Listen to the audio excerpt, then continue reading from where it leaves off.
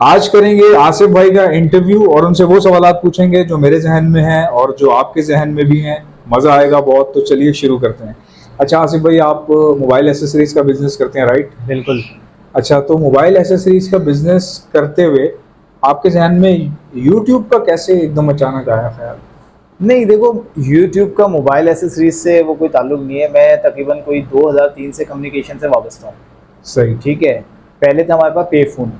जैसा कि तुमने देखा होगा कि बाहर जो लगे होते वायरलेस वगैरह होते थे, या पहले एक बूथ लगे हुए होते थे जिसमें वो चिप डाली जाती थी और उससे क्या नाम है लोग कॉल करते थे पीसीओ के तौर पे हाँ काम हाँ, आती थी, पीसीओ है ना। PCO PCO. तो मैं 2003 में फर्स्ट टाइम जो है, मैं 2002 में शायद मैंने बीकॉम किया था। सही। और उसके बाद जो है ना वो सेकंड ईयर था, उसी के साथ साथ जो है वो इससे मेरा रब्ता हुआ एक दोस्त से, और फिर मैं जो है उसमें इन्वॉल्व हो गया।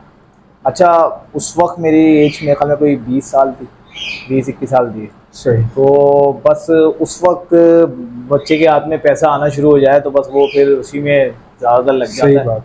तो खैर कोई ये नहीं था कि इसी को आगे लेके चलना है, बस ये है कि उस वक्त के हिसाब से बहुत अर्निंग थी। फायदा अच्छा था। हाँ मतलब फ़ायदा था।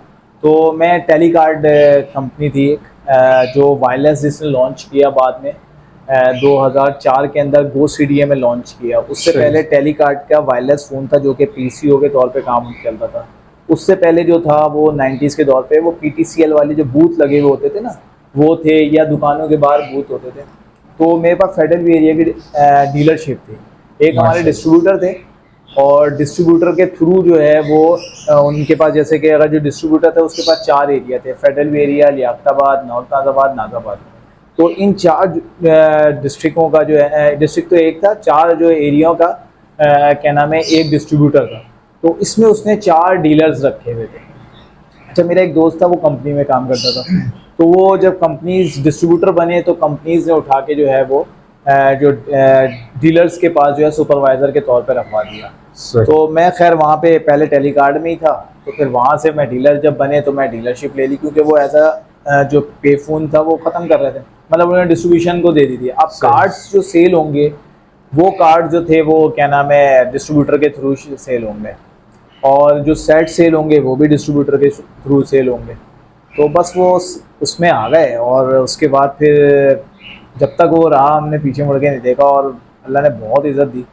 माशा टेलीकार्ड से क्लिफ्टन पे इसका ऑफिस था, सही। फोर्ट बेसन के ऊपर इनकी पूरी अपनी बिल्डिंग थी। बाद में इन्होंने वायरलेस भी लॉन्च किया। फिर इन्होंने इतना किया कि इन्होंने जितनी कंपनियां पूरे कराची में काम कर रही थी पे फोन्स की, तो वो फिर क्या नाम है टेलीकार्ड के ही थ्रू गई, जो कि वायरलेस सेट लगते थे। उसमें से भी कई के डिस्ट्रीब्यूशन मैंने ले ली थी। सही। तो बस उसी फील्ड में जो थे वो रिश्ते चले गए। लेकिन इस सब के बीच में जो है ना, मतलब ये सब प्रॉपर चीजों के बीच में हाँ। यूट्यूब का कैसे उस टाइम अचानक जहन में आया? नहीं, यूट्यूब तो अभी जहन में आया तो काफ़ी टाइम पहले था, जब ये कोविड के बाद से ना। अच्छा, बर्ड्स मैंने ना बहुत पहले से रखे हुए थे। सही। मतलब कि पैरट्स के हवाले से नहीं, पिजन्स के हवाले से मैंने 96-97 से रखे। मैं कोई 12-13-14 साल का था, सामने एक किराए पे लोग आए थे, उन्होंने ना कबूतर रखे हुए थे, तो मैं अपनी छत से खड़ा हुआ देखता रहता था उनको। बस वो शौक हो गया, और मैंने उनसे फिर आखिर में जाके ना एक पेयर ले ही आया। ये मजे की बात की ना आपने। वो पेयर लेकर आया 96 ही बता रहा हूँ मैं, पता नहीं सही। 5 क्लास या 6 क्लास किस में था पता नहीं। सही। तो खैर वो मैं उनसे लेकर आ गया। फिर मैंने उसको 2000 तक रखे, 2001 तक रखे, 2000 तक रखे, जब मैंने इंटर कर चुका था, जब तक वो मेरे पास थे। और फिर वो हमारे ऊपर फ्लोर बना, तो वो क्या नाम है सेल भी नहीं किए मैंने, उठा के सब सामने वाले को दे दिए थे।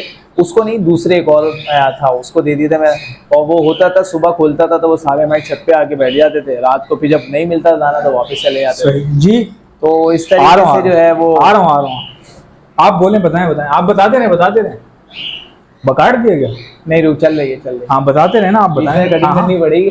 नहीं कोई मसला नहीं, एडिटिंग कर लोगे ना? कर लूँगा, आप बताते रहे। तो यार बस यही था कि वो चलता रहा, और फिर जो है वो उनको दे दिए, और फिर वो क्या नाम है रात को, शाम में सुबह आ जाते थे, शाम में वापस चले जाते थे, फिर वो आना जाना छोड़ दिया। खैर फिर हुआ ये कि 2007 के 8 के अंदर जब माशाल्लाह बहुत अच्छे सेट हो गए थे, तो फिर क्या नाम है दोबारा से शौक़ हुआ। फिर मैंने पूरी छत वत बनवा के जो है वो कबूतरों के बड़े जाल बनवाए। और क्या नाम है, फिर जाके मैंने वो कबूतर वगैरह पाले 2008-9 से, बल्कि 9 से स्टार्ट किया और उसके बाद फिर कोई 14, 15, 16 तक यही चलता रहा। फिर जाके 14 से मैंने जाके जो है ना वो मैंने, बल्कि 12 से, सॉरी 2012 से मैंने एक थोड़ा सा केज बनवाया और उसके अंदर फिर बजरी से स्टार्ट किया था।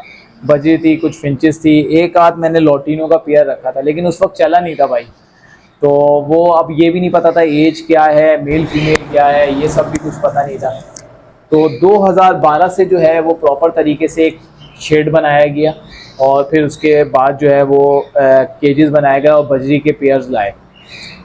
2014 में बहुत अच्छे सेटिंग करके कॉलोनी वॉलोनी बनाई बजरी की और फिंचेस वगैरह थोड़ी बहुत रखी। अच्छा, उस वक्त फिंचेस का ये था कि भाई अगर आपको अर्निंग करनी है तो आप वाइट चिक और ब्लैक चिक रख लें। वाइट चिक बहुत महंगी थी, ब्लैक चिक जो थी वो कम थी, लेकिन जब मैं 2012-13 के अंदर मैंने ली तो उस वक्त कम हो गए थे। तो मुझे कहा कि यार ये ले लो, बहुत अच्छी रेट है, अभी रेट कम हो गए। तो मैंने एक पेयर 2000 रुपये का ब्लैक चिक का लिया था, ठीक है। वो ब्लैक चिक का बाद में वो भी जो है ना वो औने पौने हो गया था, तो मैंने 500 रुपये में जाके बेच दिया था। ब्रीड ही नहीं कर रहा था वो, अच्छा हमें आ ही नहीं रहा था, तो खैर हमने वो उसको सेल कर दिया। अच्छा, हम बजरी ब्रीड करा रहे थे, हमें इतना कुछ इल्म था नहीं। बजरी को तो मटकी लगा दो, उसमें अंडे दे देती थी।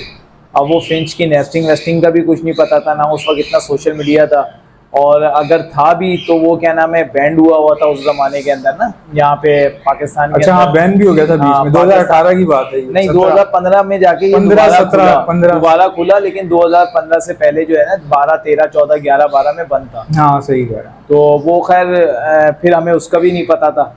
तो बस ये था कि कबूतरों का शौक था ना, तो वो हम किसी ना किसी दूसरी साइड से करके वो दूसरे चैनल के थ्रू पहुंचाया करते थे यूट्यूब पे, और वहाँ से उनके वो साथ क्या कर रहे हैं, कौन सी कर रहे हैं, उस तरीके से वो देखते रहते थे। वीडियोस बहुत पड़ी हुई थी ना उसकी।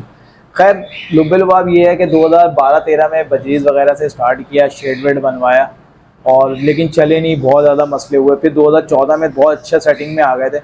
और उसके बाद ये है कि फिंच वो ली थी मैंने एक वाइट चिक 2012, ब्लैक चिक सॉरी 2000 में ली, 2-4 महीने रखी, उसके बाद 500 रेट हो गया था तो 500 में बेच दी। उसके बाद तो पता नहीं रेट क्या हुए, 25 रुपये हो गए थे। सही सही। लेकिन ये है कि उस वक्त बेच दी। फिर उसके बाद कोविड के ज़माने में दोबारा से जो प्रॉपर तरीके से शेड वेड बनाए गए और फिर ये प्रॉपर तरीके से जो काम किया गया वो कोविड के बाद से किया गया। सही।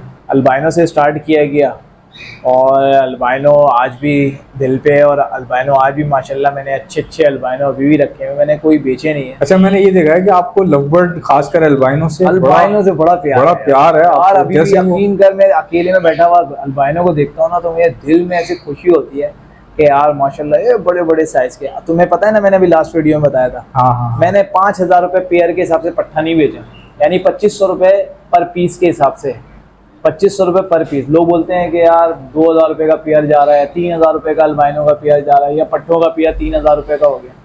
5000 से कम का नहीं दिया मैंने पेयर, और माशाल्लाह मेरे सारी ब्रीड गई है। अब तो खैर बड़े हो गए, जो मैंने कुछ फर्स्ट कलच के रोके वो रोके, लेकिन ये है कि जो मैंने पट्ठे आए लोगों मुझसे लेके गए, मैंने 2500 रुपये से कम का नहीं दिया एक पीस। माशाल्लाह क्वालिटी होती थी, साइज़ था, भाई मेरी चीज़ अच्छी है मुझे पता है।